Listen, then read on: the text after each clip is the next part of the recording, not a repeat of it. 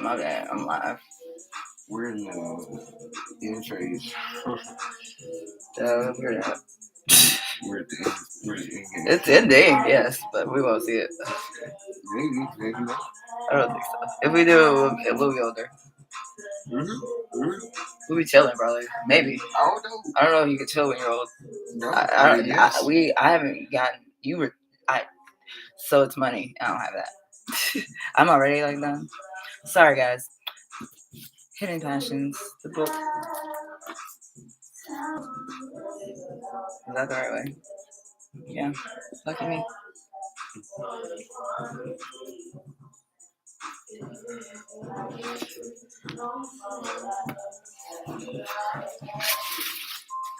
That's my jam. My literal jam. You know what I'm saying? Where's that chair? That chair never let me.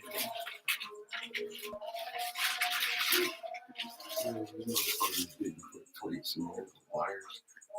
They said it? Yeah, like they ask you. Oh. If you want plates from this order, click here. So I clicked it and got a check mark. Yeah, they actually really don't care, I guess. And literally gave me no plate. They suck. They have a lot of people at one time, probably all the time, though. Careful. Careful of what? The socks? Oh, the chair? You were sitting on one of the socks. Oh, I seen that. I mean, I saw that. Even if you stop watching me, you can watch this later. I'm just kidding. I'm trying to make myself look less tired or cryful. Yeah. Okay. Lost the book. Right here. My bookmark. It is a lighter. I'm about to start this. I never start because I'm just about to do it and then live my life. Huh.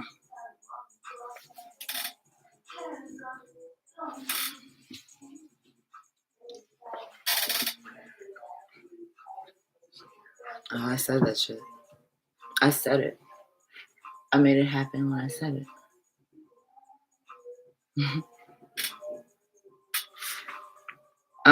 All right. Chapter 23, Courtship. Miss Ivy, you have confided much to me over the last 2 years, and now I must confide something in you. Certainly, Pilar.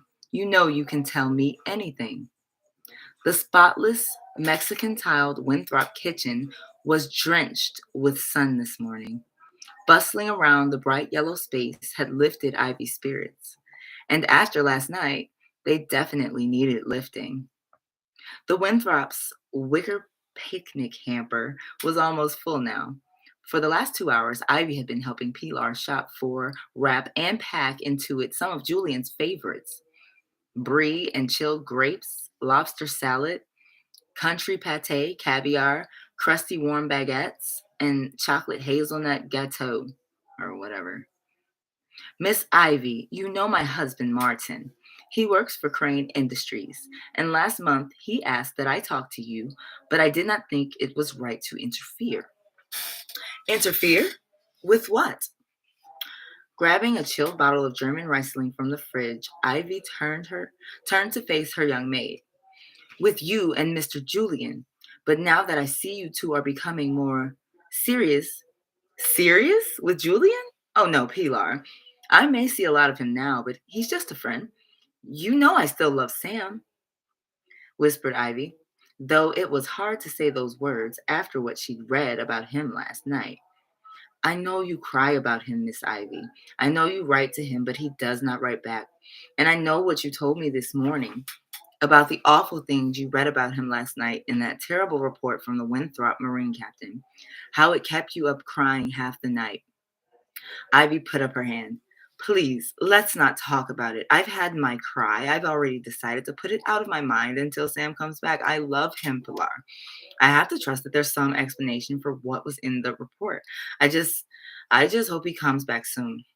As do I, Miss Ivy. Ivy sighed.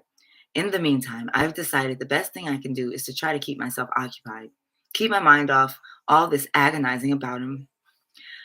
Glancing up, Ivy noticed the top of a tall triangular sail floating by the kitchen window.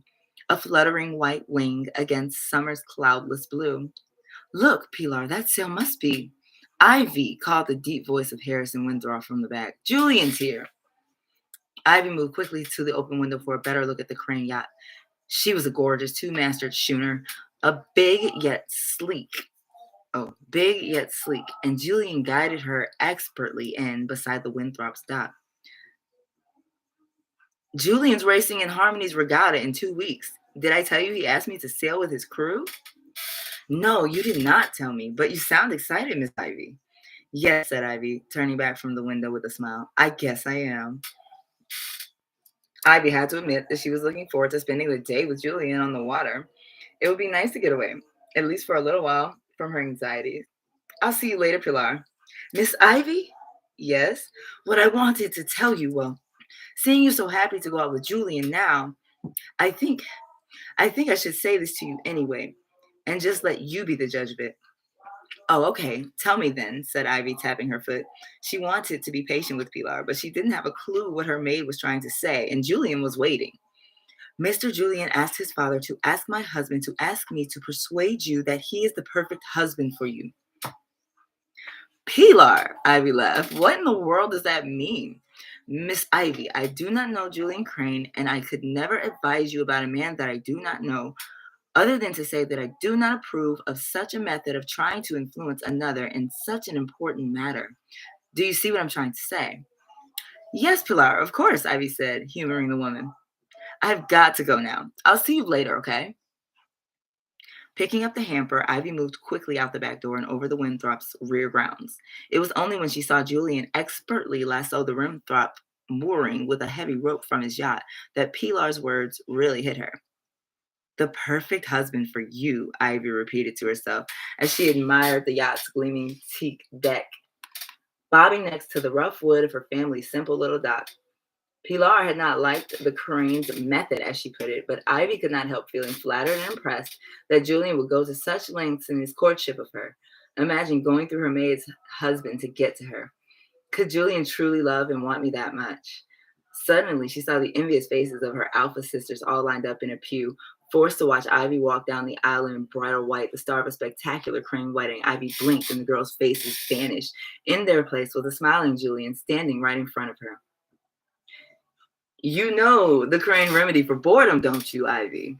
Let me guess. Shopping? Ah, I see you know my mother very well. Not that well, but I know mine. Julian laughed. Well, the Crane way of doing it is not at Saks or Neiman Marcus, I assure you. We go to the source, the top design houses in London and Paris. And when shopping becomes a bore, it's partying in Rio at Mardi Gras, tanning on the Crane Beach in Bermuda, mingling with the Hollywood stars at Oscar time.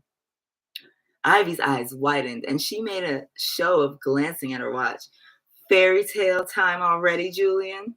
He laughed. Not a tall tale, I assure you. The Crane life is a good life. Now, come here, sit closer to me. Ivy did. The wind was easy today and the ocean calm. She watched Julian work the wheel with his strong forearms, the muscles of a serious tennis player.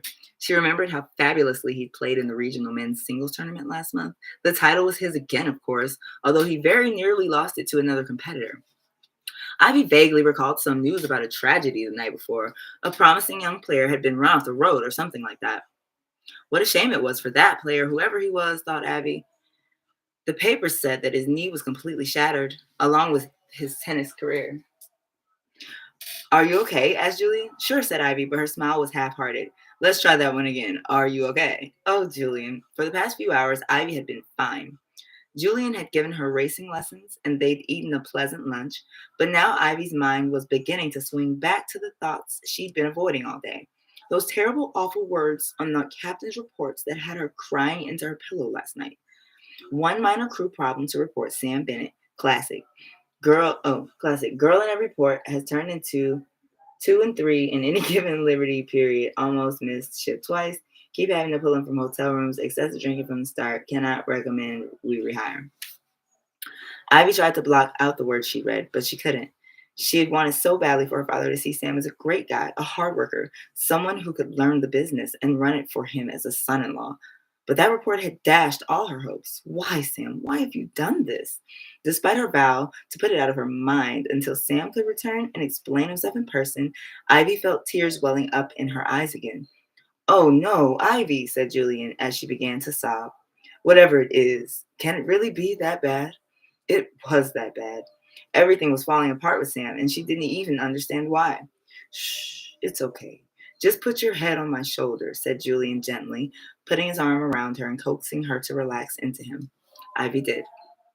His body was sturdy and warm, and by now his expensive aftershave had become a familiar scent to her, one she'd automatically begun to associate with security and comfort. Ivy had to admit, Julian had been true to his word of a month ago. He'd been the perfect gentleman, never pushing her physically, yet always there for her as a friend. Sometimes, over the last 4 weeks, when Ivy had felt bad about missing Sam, Julian would hold her, stroke her hair, tell her how hard relationships could be sometimes. Julian didn't know Sam's name, of course. Ivy refused to reveal any details. He only knew that there was some man far away whom Ivy longed for terribly. It was precisely because Julian knew about the existence of her secret boyfriend that Ivy felt comfortable with him. Funny, thought Ivy, but Sam is the very reason I feel closer than ever to Julian. You're a sweet girl, Ivy Winthrop.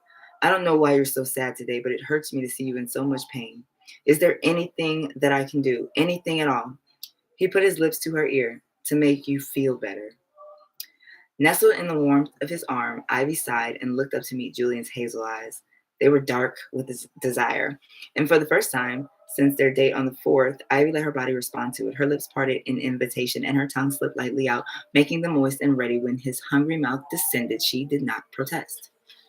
2 weeks later, Ivy found herself on Julian's gorgeous yacht again, but this time she was not alone. Kenneth Cutter and Stan Sumner, whom Julian said were friends from law school, were assisting Julian with the rigging, the sails, and the maneuvering tactics. Ivy had never seen such expert sailors. The blue waves had been rough all day. The wind, tempestuous, but the young men were undaunted. With smooth, athletic prowess, they worked the sails, legs balancing their bodies, biceps and backs cranking the fully loaded winches, arms pulling lines taut to keep them from jamming. At times, during their last hour at sail, Ivy felt in the way of their expert handling of the yacht. Clearly, she wasn't needed on board, but just the same, she was thrilled to be here, to see it all firsthand. Tack her to the port or she'll end up in irons, cried Julian at the wheel. Tally ho, on your windward side, Julian, exclaimed Kenneth, working hard at the winch with Stan to adjust the sail's angle. Who is it? Hotchkiss. He's going to take our wind, warned Stan. Damn it, cursed Julian. Don't let him luff us, advised Kenneth. Run, Julian, we're almost home. The Harmony Regatta wasn't a serious race, but most of the competitors certainly treated it that way. There were really no rules. A sailing ship of any shape or size could enter, and every year the race course was changed. This year, the starting line for the fleet launch was just off Harmony's Lighthouse Point. The ships were to sail to Turtle Island, 30 miles north of Harmony, circle the tiny spot of land, and then head back. The first vessel to return across the launch line, won. Julian had explained to Ivy that his schooner, while not as fast as John Hotchkiss's sloop, could potentially move faster if handled right. Julian's schooner had more sail for one thing, and downwind could harness that power to greater effect. I have no idea what the fuck they're talking about. That's why it's so fucking hard for me to read this. Hotchkiss had gotten hung up with the high. Oh my god. Hotchkiss had gotten hung up with the high chop today, and because Julian's schooner was a larger boat, it heeled over a lot less in the rough waves, allowing his crew an even bigger advantage in working the rigging. All in all, I'd say Mother Nature is giving us a hand today, cried Julian early on in the race. Here's a Martemi. Julian is only half right. As you might have guessed, he's getting a hand with the weather, but not from Mother Nature.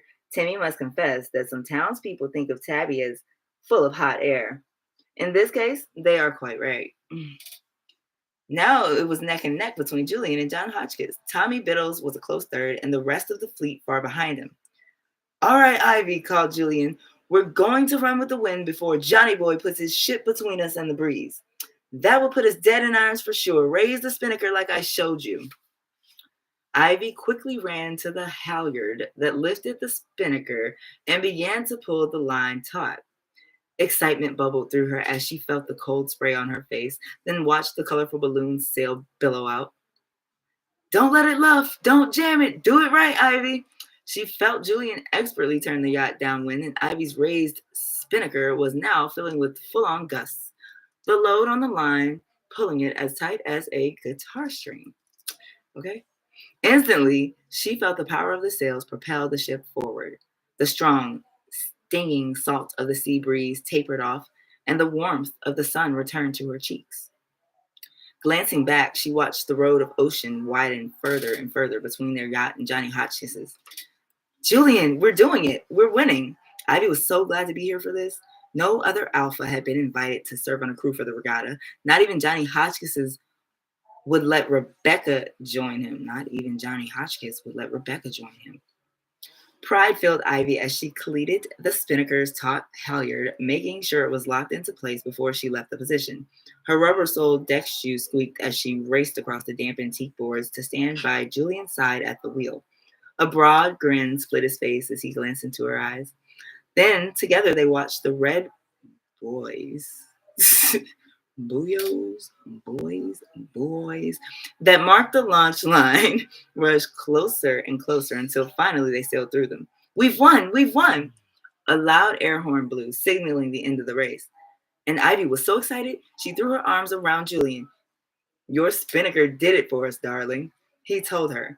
And then he pulled her to him and fastened his lips to hers. The moment was incredible, and so was the kiss. Maybe it was the joy of experiencing something new and thrilling. Maybe it was the sun-dappled waves and shouts of the crowd. Maybe it was simply Julian himself. But whatever it was, Ivy felt overcome with emotion. She couldn't seem to stop her lips from parting, her slender body from moving toward him. He didn't waste a moment. One hand still on the wheel, he used his free arm to drag Ivy's body harder against him. His lips moved over hers so passionately, so masterfully, that she felt her legs weakening beneath her. I love you, Ivy, he whispered against her mouth. Ivy pulled back. What? You heard me. Ivy blinked. Julian's hazel eyes were fastened to hers. They were bright with excitement, passion, and expectation. But what is he expecting? What does he want? Did you hear me, Ivy? Speechless, Ivy nodded. Good. Julian turned the boat, and Ken and Stan adjusted the sails again. The yacht slowed considerably and began to parallel the shore. It would be a few minutes before they reached the moorings by the lighthouse park. I love this woman, he cried to Ken and Stan at the other end of the boat. They laughed. I love Ivy Winthrop, he cried to the crowd on the shore. Julian, stop. No, you can't stop love, Ivy. It just happens.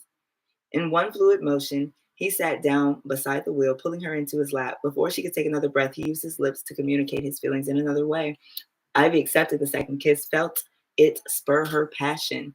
You care for me too, Ivy, he growled against her mouth. I can feel it. Julian, I do care, but shh, don't say anymore. Not with your voice. Use your lips, your body. The distant yips and yells of the crowd skipped over the waves to her ears, spurring her to lock her hands around his neck and lean into his strong body. He growled softly with the feel of her, used his tongue to pleasure her, and she let him. It was an incredible ride, and Ivy couldn't seem to stop herself from enjoying it, body and soul. And that was chapter 23, called Courtship. That was incredible.